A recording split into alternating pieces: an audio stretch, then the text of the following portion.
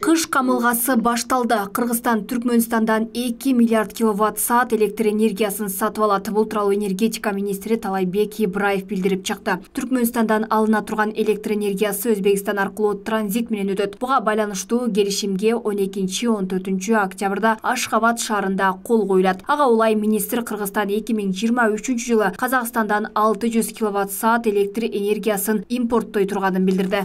Токтогул кесинде реабилитация жүрүп жатат. Ноябрдын башында 4-чү агрегат кошумча 60 мегаватт менен киргизебиз деген ойдо турабыз. Андан тышкары электр энергиянын генерациясын көбөйтүү боюнча Учкоргон станциясында модернизация иштери башталды. Жана өзүңөр билгендей Бала Сароо КЭСи курулуп жатат. Анан Ат Башы КЭСин реабилитация бүттү. Кудай буйрса 1 ноябрга аны да полный 100% ишке тапшырууга мүмкүнчүлүк болду. Буга чейин министрлер кабинетинин төрагасы Акылбек Жапаров энергетика тармагындагы иштерди сындап, быйылкы жылы аталган тармакты өнүктүрүүгө рекорддук түрдө 12 миллиард сом бөлүнгөнүн айткан. Ал башталган реформалар аягына чыгыш керектигин белгилеген. Анда Акылбек Жапаров эбегейсиз өлчөмдөгү киловатт электр энергиясы кайда кетип жатканына кызыккан. Учурда облус аймактарында күз-кыш айларына даярдыктар жүрүп жатат. Электр жарыгын элге тынымсыз жеткирүү аракетинде Ош облусунда 2000 мамыча оңдодон өткөн. План боюнча 3000 мамыча толук оңдодон өтүшү керек болчу. Быйылкы жылдын эсебинен азыркы учурда 4967 ТП ремонттон чыгарыш керек болчу. Анын азыр 95% уже бүттү.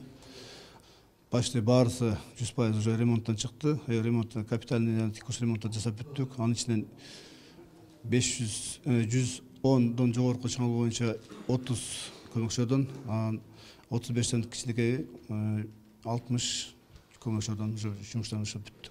Эске салсак, былтыркы жылы өлкөдө электр энергиясынын тартыштыгы жаралган. Мындан улам Кыргызстан электр энергиясын үнөмдөө менен абалдан чыккан. Мындай кырдаал жаралбасы үчүн эксперттер энергетика тармагын ачык айкындуулук менен дыкат көзөмөлдөө кажеттешет. Ошондой эле чакан ГЭСтерди куруу менен энергетиканын кубаттуулугун арттырса болоорун белгилешет. Жайындасы кошуна мамлекеттерге сууну сугатка суу берип, анан ошону кайра ошону энергия түрүндө алып, ал эми Түркмөнстандан болсо ушу энергияны сатып алууга мажбур болуп атабыз.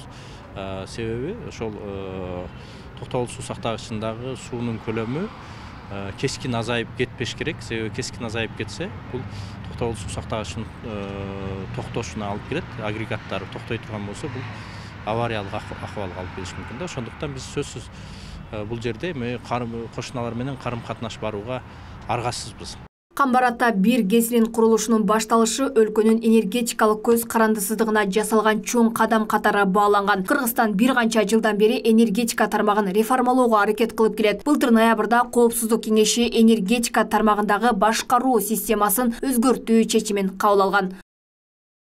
Алмагүлерке Багызы, Белек Мусаев, Ош ТВ.